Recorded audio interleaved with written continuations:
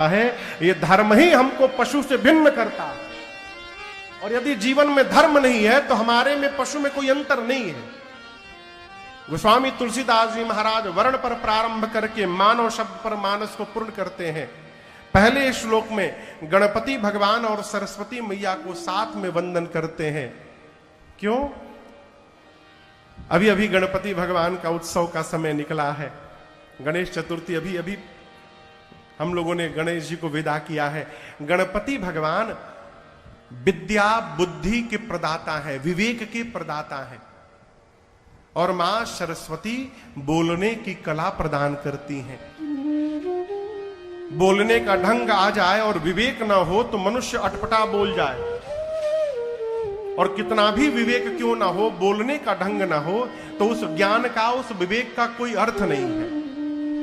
गोस्वामी जी ने एक साथ मां सरस्वती और गणपति को वंदन किया। क्यों? आप दोनों एक साथ मिलकर मेरे पर कृपा करें जिससे मैं इस ग्रंथ की रचना पूर्ण कर सकूं। दूसरे श्लोक में गोस्वामी जी कहते हैं, भवानी शंकरौ वंदे श्रद्धा विश्वास रूपिणो याभ्याम विना न पश्यन्ति सिद्धः स्वान्तः समेश्वरम्। दूसरे श्लोक में पूज्यपाद गोस्वामी तुलसीदास जी ने एक ही साथ मां पार्वती और भगवान शंकर को वंदन किया। क्यों? मां पार्वती श्रद्धा है और भगवान शंकर विश्वास है।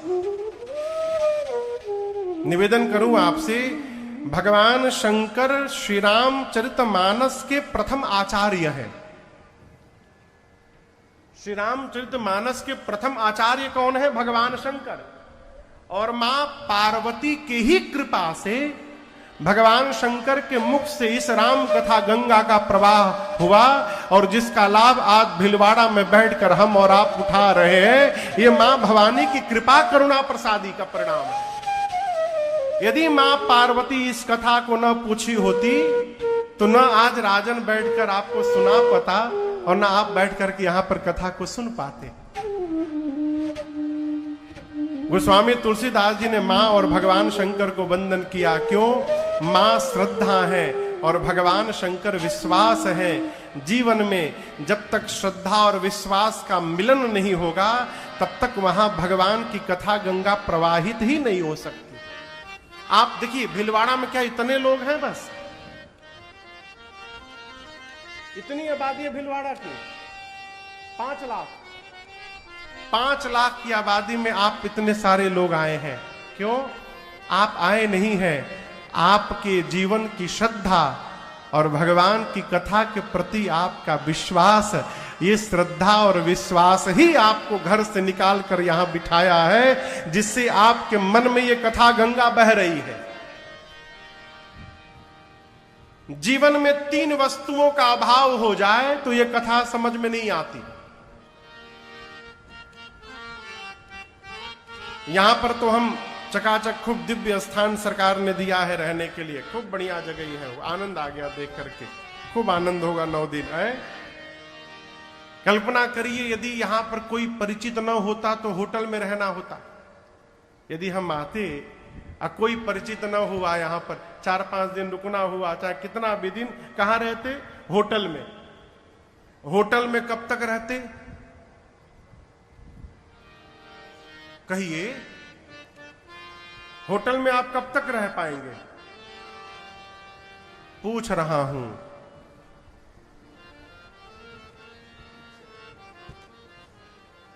जब तक पास में रुपया है, दमड़ी है, तब तक होटल में रहिएगा। जिस दिन पैसा खत्म, कल तक जो सलाम ठोकता था वही सामान लेकर बाहर फेंकेगा। गोस्वामी तुलसीदास जी कहते हैं ये जो रुपया है ना, इसको संबल कहते हैं। जे श्रद्धा संबल रहिता, दूसरा नहीं संतन कर साथ, तीन कहूँ मानस अगम अति। तीसरा, जिनहि न प्रिय रघुनाथ। जिस मनुष्य के पास श्रद्धा की पूंजी नहीं है, जिसके जीवन में संतों का संग नहीं है, और जिसको रघुनाथ जी के चरणों में प्रेम नहीं है, वो कितना भी ज्ञानी क्यों ना हो जाए, कथा पंडाल में आने के बाद भी उसको कथा समझ में आने वाली नहीं है। अब इन तीनों में किसको प्राप्त करना है? श्रद्धा को। किसको प्राप्त करना है? श्रद्धा को। जीवन में श्रद्धा को जन्म दिलाइए, भाव में। श्रद्धा यदि होगी तो संत को ढूंढना नहीं पड़ेगा, श्रद्धा ही संत के चरण तक पहुंचा देगी। और संत चरण की प्राप्ति होगी तो कथा सुनते सुनते एक दिन अनंत के चरणों में प्रेम की प्राप्ति हो जाएगी। ये श्रद्धा ही सबसे परिपूर्ण कर देगी। इसलिए गोस्वामी तुलसीदास जी महाराज ने दूसरे श्लोक में भगवान शंकर और मां पार्वती को वंदन किया। तीसरे श्लोक में भगवान शंकर के गुरु स्वरूप को वंदन किया। वंदे बोधमयम नित्यम गुरुम शंकर रूपिणम यमाश्रितो हि वक्रोपि चंद्रः सर्वत्र वंदते। कहते हैं गोस्वामी जी, जिस शंकर भगवान की शरण में आने के बाद टेढ़ा चंद्रमा भी जगत वंदनीय हो गया, ऐसे भगवान शंकर को मैं बारंबार वंदन करता हूं। चौथे श्लोक में आदि कवि बाबा वाल्मीकि और श्री हनुमान जी को वंदन किया। पांचवें श्लोक में जगत जननी मां जानकी को वंदन किया। छठवें में प्रभु श्री राम को वंदन किया। और सातवें श्लोक में गोस्वामी तुलसीदास जी घोषणा करते हैं, मैंने इस ग्रंथ की रचना कैसे की। नाना पुराण निगमागम सम्मतम यद रामायणे निगदितम क्वचिदन्यतोऽपि स्वान्तः सुखाय तुलसी रघुनाथ गाथा भाषा निबंध मति मंजुल मातनोति। गोस्वामी जी कहते हैं 4 पुराण, 4 वेद, 18 पुराण, 6 शास्त्र और इसके बाद जितने रामायण हैं सबके सारांश को निचोड़कर मैंने श्री रामचरितमानस की रचना की है।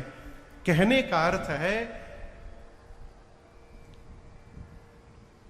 देखिए यहां पर एक से एक अद्भुत विद्वत संत चरण यहां पर विराजमान है। आप में से भी कई विद्वान यहां बैठकर कथा श्रवण कर रहे होंगे। हम विद्वान तो है नहीं। एक निवेदन आपसे करना चाहूं, गोस्वामी तुलसीदास जी महाराज ने श्री रामचरितमानस को अवधि में क्यों लिखा? ये गांव की भाषा है, अवधि भाषा। संस्कृत में नहीं लिखा, केवल कांड के प्रारंभिक श्लोकों को ही संस्कृत में लिखा, बाकी पूरी कथा अवधि में है। इस रचना का सबसे बड़ा प्रभाव दर्शन करा रहा हूं। इतनी भीड़ यहां बैठी है, यदि आपसे कहूं कि हमको शिव महापुराण का श्लोक सुनाइए तो गिने चुने लोग मिलेंगे जो सुना सकते हैं। मुझे नहीं याद है। यदि आपसे कहूं कि श्रीमद् भागवत महापुराण का श्लोक सुनाइए, एक श्लोक, तो गिने चुने लोग सुनाएंगे। लेकिन मैं दावे के साथ एक बात कहना चाहता हूं, केवल आप नहीं, पूरी धरती पर जहां जहां सनातनी है, ऐसा कोई सनातनी नहीं होगा माई बाप धरती पर जिसको श्री रामचरितमानस की कम से कम एक चौपाई न याद हो।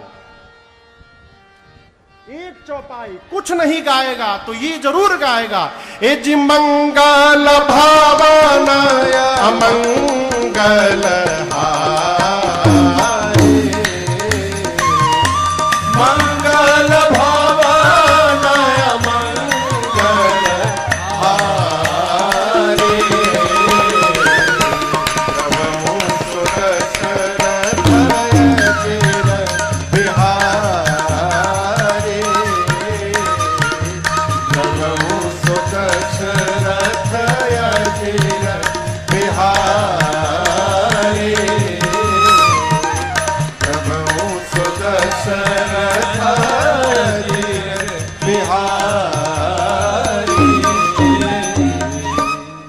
चौपाई कितने लोग को याद है पंडाल में?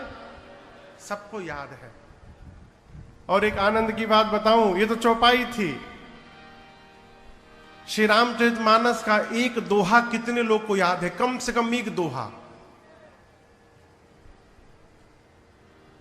देखिए सरकार, हम बोले सबको याद है, सबको, छोटे छोटे बच्चों को भी एक दोहा याद है।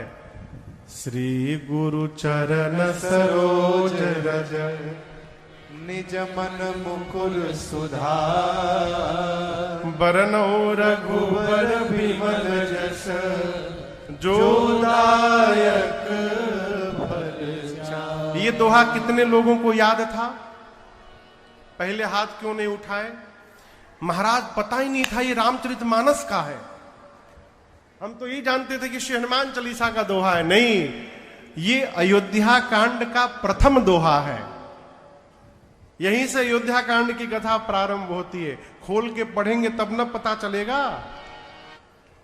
ये गोस्वामी जी की दूरदर्शिता थी। गोस्वामी जी ने भगवान शंकर के कहने पर इस श्री रामचरितमानस को अवधी भाषा में लिखा। क्यों? जानते हैं आगे चलकर संस्कृत समझना सबके बस की बात नहीं रह जाएगी, तो ऐसी भाषा में लिखो कि जो नहीं पढ़ा लिखा रहेगा वो भी गा सके। और इसका